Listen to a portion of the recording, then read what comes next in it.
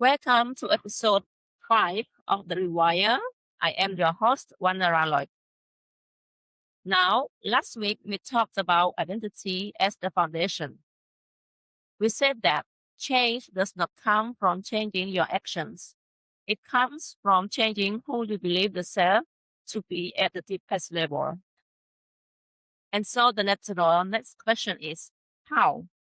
How do you actually build a new identity? Not declare it once and hope it sticks. Actually build it daily in the ordinary moments of an ordinary life. Identity is not built in a breakthrough moment. It is not built in the big decisions or the dramatic turning points. It is built in the small, consistent, daily acts of choosing to be the new person before it fully feels true, before it feels natural, before anyone else can see it yet. And I want to be honest with you. This is not always clean or comfortable.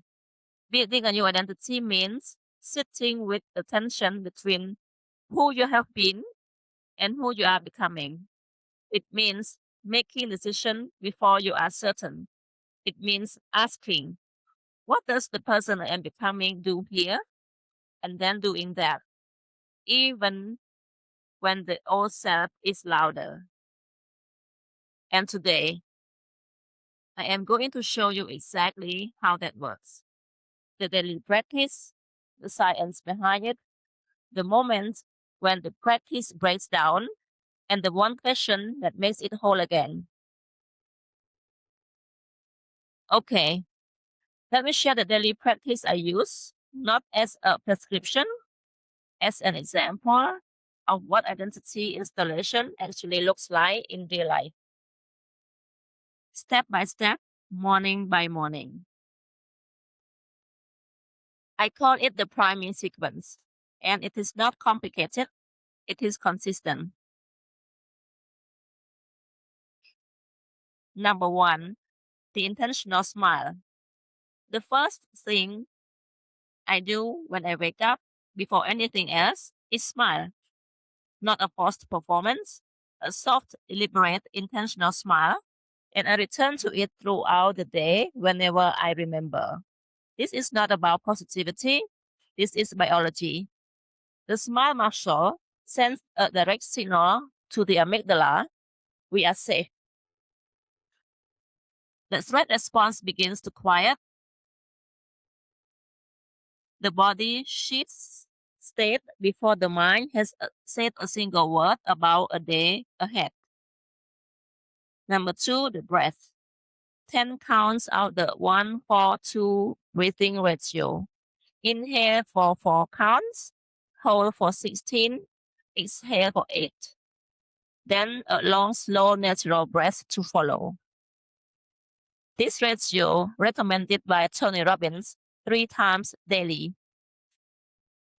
oxygenates the blood, activates the parasympathetic nervous system, and begins to clear cortisol from the system. The body is now out of survival chemistry. It is ready to receive a new signal. Number 3, alpha state. Heart and stomach focus. After the breath, I enter alpha state, eyes closed, 10 to 1 countdown, and I focus on the heart and the stomach, not just the mind. This is the coherence practice. When the heart and brain are in alignment, when thought and elevated emotions speak the same language, the subconscious receives the new identity as a real and present signal, not a future wish, a current truth. Number 4, body movement. I move, not intensely, just enough to bring the new state into the body physically. Movement seals what the breath and meditation opened. The body needs to feel the new identity, not just think it. What the body does, the mind keeps. Number 5, write the power statement, then speak it. This is the most important step. In alpha state, while the subconscious is still receptive, I write my power statement by hand. Then I speak it out loud, not once, until it feels real in my body. Writing activates the RAS, the brain's attention filter, and programs it to find evidence for the new identity in the world. Speaking it out loud adds vocal vibration. The body hears the declaration, not just the mind. Together, writing and speaking in alpha states fire the new identity circuit with more intensity than any other single practice. Here is what science says about why this specific sequence creates identity change rather than just positive thinking. The smart activates embody cognition. The body changes the mind state before the mind decides to change it. The 142 breath activates the vagus nerve and shifts the automatic nervous system from sympathetic parasympathetic, from survival chemistry to creation chemistry. Alpha state drops the critical factor of the mind, the filter that rejects new beliefs as false. In alpha, new programming passes through the subconscious without resistance. Handwriting activates the reticular activating system, telling the brain this identity is a priority to look for in the world. Speaking it out loud adds somatic encoding. The body stores the declaration at a cellular level. And repetition doing this daily builds myelin around the new identity circuit until it becomes as fast and automatic as the old one. This is not motivation. This is neuroscience applied to identity construction step by step, day by day.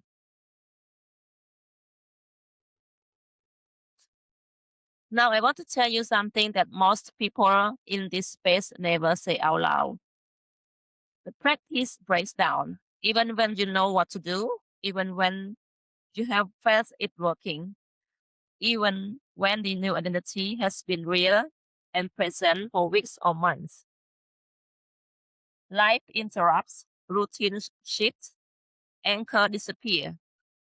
And without the practice, the new identity goes quiet and the old one gets louder.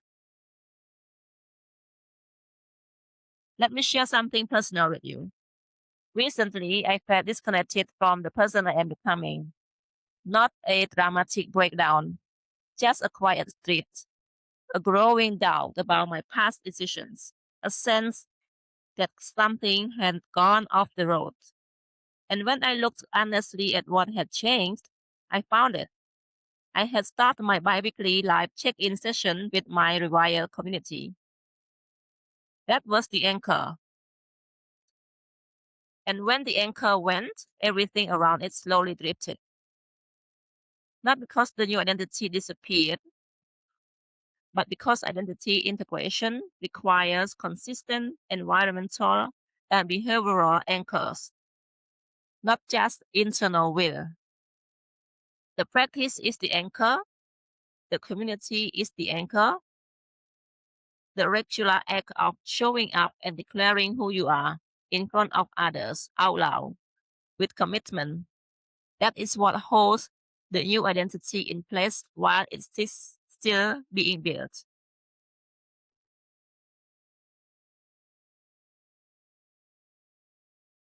And what that taught me was this.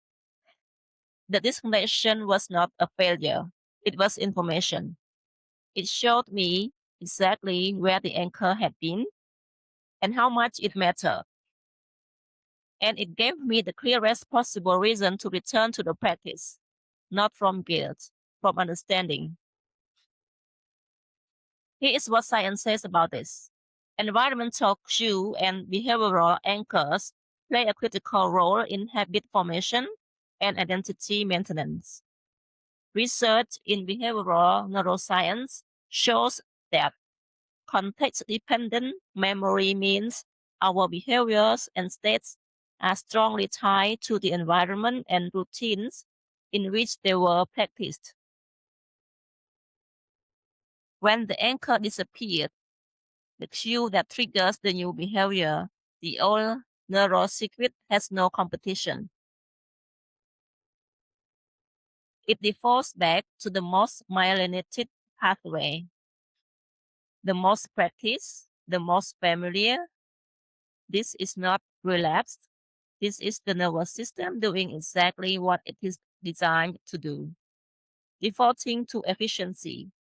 The answer is not more willpower.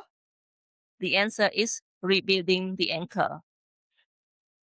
And so when the practice breaks down, and it will, the question is not what is wrong with me. The question is, what anchor did I lose and how do I rebuild it?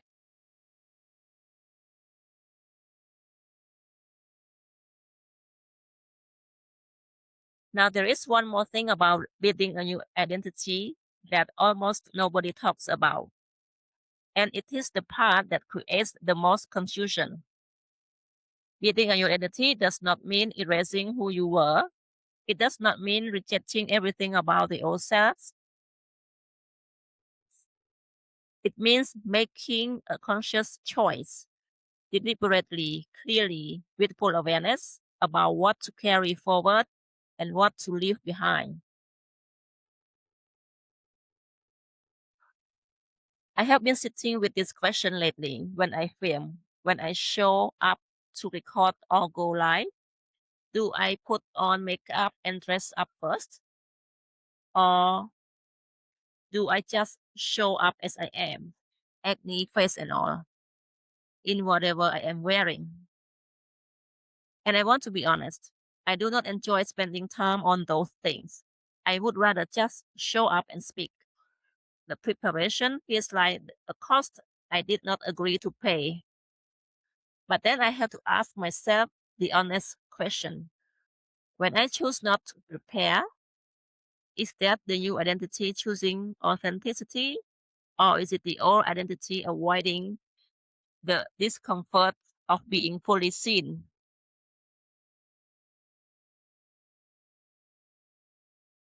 Because the new identity I am building, unshakable, clear, going for what she believes, she does not let fear make her decisions.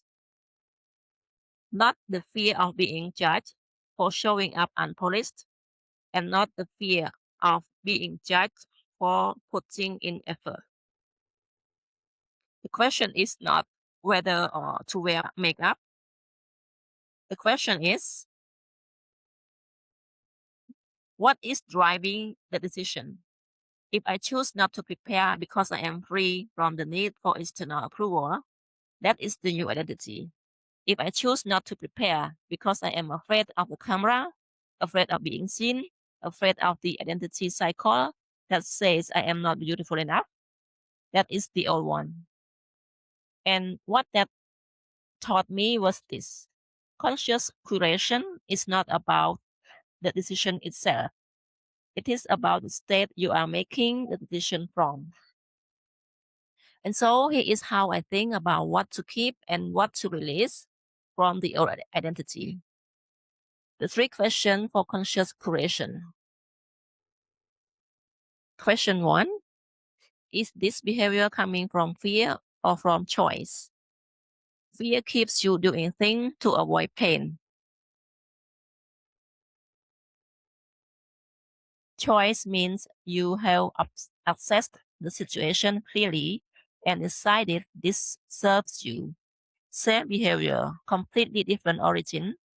The new identity chooses, the old identity reacts. Question two: does this behavior align with the person I am becoming? Not the person society expects me to be, not the person the old identity defaulted 2. The person I have declared, the one who is unshakable, the one who goes for what she believes. Would she do this, or is this the old self running a familiar program? Question 3. Am I making this decision from a regulated state?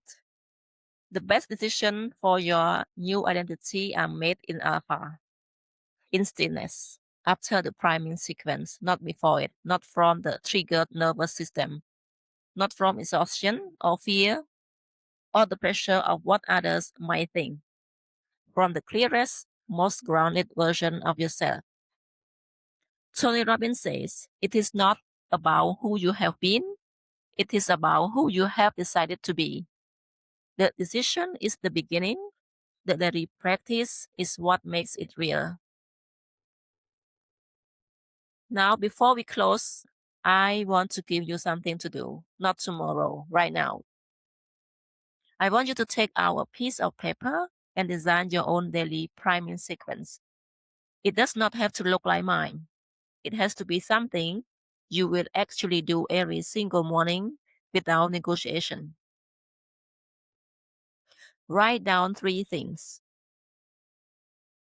First, one body practice, breath, movement, smile, something that shifts your physical state before your mind starts running the day. Keep it under 2 minutes. Second, one stillness practice, alpha state, meditation, heart focus. 1 minute of deliberate quiet where the new identity can be felt rather than just thought.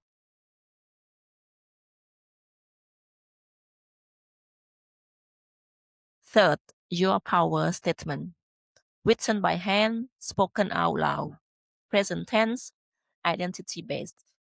I am someone who, not I want to be, I am. And here is the commitment. This sequence, whatever version you build, happens every morning before your phone, before email, before the world starts placing its demands on your identity. You go first. The new self goes first every single day. Because here is what I know. The person who shows up for their practice every morning, even imperfectly, even on hard days, even when it is only 3 minutes, that person is building something the motivated person who skips it is not. They are building a new default, a new nervous system, a new self. Identity is not built in breakthrough, it is built in the small, consistent daily acts of choosing to be the new person before it fully feels true. The smiles before the day begins, the breath that shifts the chemistry, the alpha state where the new self is felt rather than just wished for. The power statement written and spoken until the subconscious accepts it as real. And when the practice breaks down, and it will, the question is not what is wrong with you. The question is, what anchor did you lose and how do you rebuild it? Not from guilt, from understanding. And when you are unsure what to keep and what to release from the old self, ask the one question that cuts through everything. Is this decision coming from fear or from choice? Because the new identity does not make perfect decisions, it makes conscious ones. And conscious decisions made daily from the regulated nervous system, that is the rewire. Now, next week, we move into the tools that support everything we have built in these first 5 episodes. The nervous system's tools, the body tools, the breath, the smile, the state shift, all of it grounded in the science of why they work and how to use them deliberately. Episode 6, The Body Tool, and I promise you, by the end of it, you will never think about your breath the same way again. If today resonated, share it with someone who is trying to change and keep sliding back. Because sometimes the most generous thing we can do is hand someone the missing piece. Everything we talk about on this episode lies deeper inside Rewire, the community, the workbooks, the daily practices. You will find it at school.com/rewired-8276. The link is in the show notes. I am Vannara. This is the Rewire. Stop managing your life, start creating it. I will see you next week.